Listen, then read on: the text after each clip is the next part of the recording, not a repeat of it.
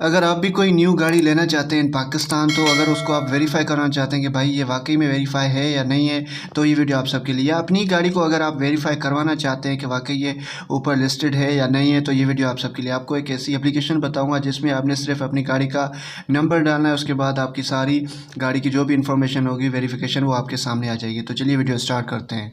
मज़ीद आगे बढ़ने से पहले अगर आपने हमारा यूट्यूब चैनल सब्सक्राइब नहीं किया तो यहाँ पे क्लिक करके सब्सक्राइब कर लीजिए, और साथ ही साथ में बेल आइकन पर भी प्रेस करके ऑल पे क्लिक कर लीजिए, ताकि हमारी अपकमिंग वीडियोस की नोटिफिकेशन आप तक पहुँच सके।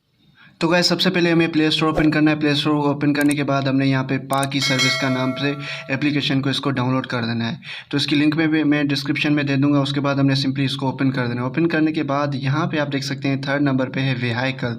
जैसे ही हम व्हीकल पे सर्च करेंगे तो हमारे पास ये 4 सिटीज़ के नाम आ जाएंगे। जैसे कि आप देख सकते हैं कुछ सूबे भी हैं, कुछ सिटीज़ भी हैं। तो यहाँ पे सबसे पहले मैं फॉर सपोज अगर इस्लामाबाद यहाँ पे है तो यहाँ पे पंजाब पे मैं क्लिक करता हूँ। पंजाब पे क्लिक करूँगा तो यहाँ पे आपके पास कह रहा है कि अपने व्हीकल का नंबर लगाएं।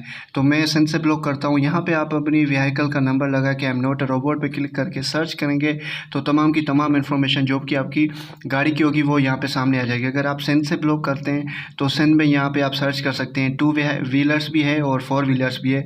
फॉर सपोज 2 व्हीलर्स की है तो यहाँ पे आपने उसके जो लाइसेंस होगा उस पर रजिस्ट्रेशन नंबर होगा वो भी लगा के चेक कर सकते हैं।